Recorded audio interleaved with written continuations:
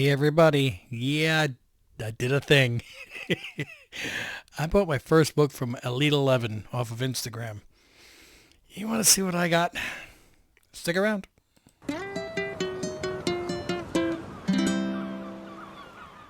Welcome back, family. Timo Hana here. I'm your host, Rich. And as you can see, I'm just a little more somber than usual. There we go, a little bit more centered. A little bit of angle. Whatever we got to do here. I bought my first book off of Elite11. If you follow Instagram and you're subscribed to it, you know they got some massive banger books there. No, I did not get one of the massive banger books. But it's a good one. It's a good one. And I can pretty much guarantee that next year, when I do the top 50 books in my collection at the end of 2025, this book should make the top 5. So if you know some of the books that are in my collection and know that it made that, pretty good. This is a book that I mentioned that I was hunting, and I'm going to start cutting as we're going here. And the grade, people were asking me what grade I was looking for, and I said, look, it depends upon price. I know it's in my budget. And prices on this one are kind of still all over the place. It's not like, it's a defined price within $50 or something like that. It's very condition sensitive, and it's very appearance sensitive. I think you may already be getting an idea of what book it is that I'm talking about.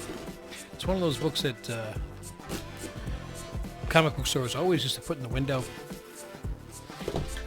and advertise that they had it, and of course they got bleached. And I remember the two books that I thought were the most susceptible to, since I'm in the box here, most susceptible to the color fading. One was notorious. It was the Submariner #1, that light blue cover. I mean, you could tell when it had been in the window for a long time, and it's in the window for a long time because nobody bought it. It would almost turn white, that light blue. I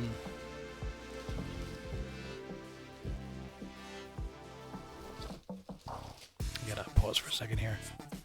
Okay, so yeah, I just wanted to double check. For some reason, I had in my head that I bought a different grade, but I just went and I double checked, and the grade that they sent me was the grade that I bought. Yes. The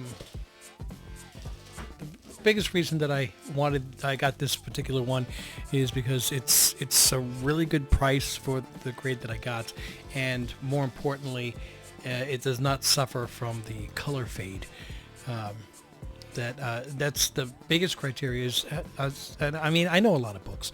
You want to make sure that they present well, but this one, above all else, to me, is one of the books that you can have a high grade and it looks faded and it just looks horrible. And I would much rather have a low grade of one that presents well, that does not have that color fade, that UV bleaching that is so popular with this book. It's a book that came out in 1975. And I was looking for something around the 4 to 5 range as far as grade, but was willing to sacrifice if I found a really nice presenting one. So the book I'm talking about is a GSX1.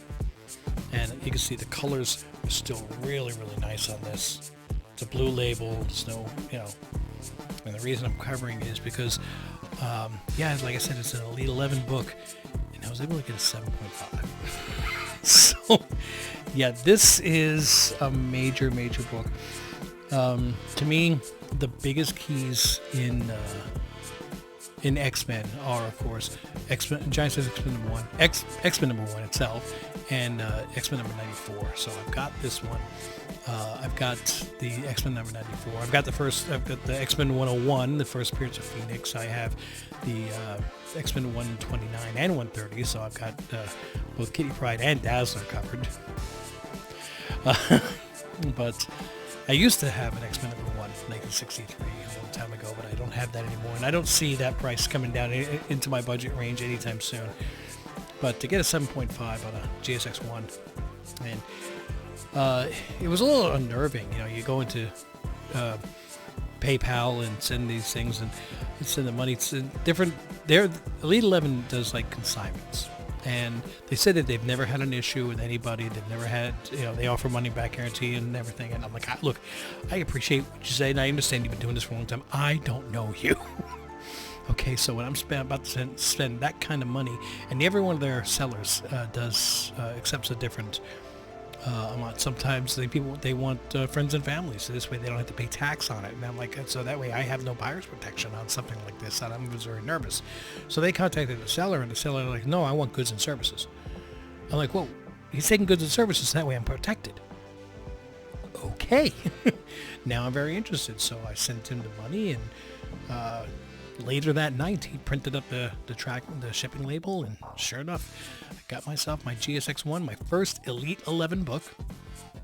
And like I said, I believe this will be in my top 5 going forward in my collection. So yeah, that's a good one. Yep. All right. So like I said, nice short video, nice major add to the collection. Now I can breathe a little easier knowing that it came in and it's safe. Guys, I want to know what books you're adding to your collection. What grails are you looking for? Again, a grail doesn't have to be a grail to everybody else. Grail can be something that's important to you. Like if you're a Reggie Collects fan, okay, you would say, look, I just want to get that first appearance of the Gibbon, which was the last story that Stan Lee wrote. So it's Spider-Man 113, 150. I believe I have it up on the wall too. I can't remember what number it is. No, I don't have it on the wall, but I do own the book because I'm a Reggie Collects fan too. It could be The Tick. It could be Reed Fleming World's Toughest Milkman. It could be, look, I really love The Walking Dead issue number 75, and I always wanted to get that one. It could be a book that you read when you were a kid and you want to get another copy of it. It could be Startling Comics number 49 if you've got that kind of bank, Who knows? I want to know. Put it in the comments. What books are you really want to add to your collection that you think you have a shot to add? What books are your dream books that you wish you find at a garage sale because you never afford it in real life? I got a lot of those myself. What books have you added already that you're like, look, I can't believe I finally got to add this into my collection? I don't care whether it's $5 million or $5. Doesn't matter. If it's important to you, that's all that matters. All right? So, guys, thank you for tuning in. I want to see those comments down below. And while you're at it, please click like. It helps the algorithms send this video out to more people. Subscribe is also wonderful. If you want to join Patreon or YouTube as a member, it'd be fantastic. Click on the notifications so you know when more videos are dropping. Other than that, though, thanks for tuning in. Until I see you in the next video. Mahalo.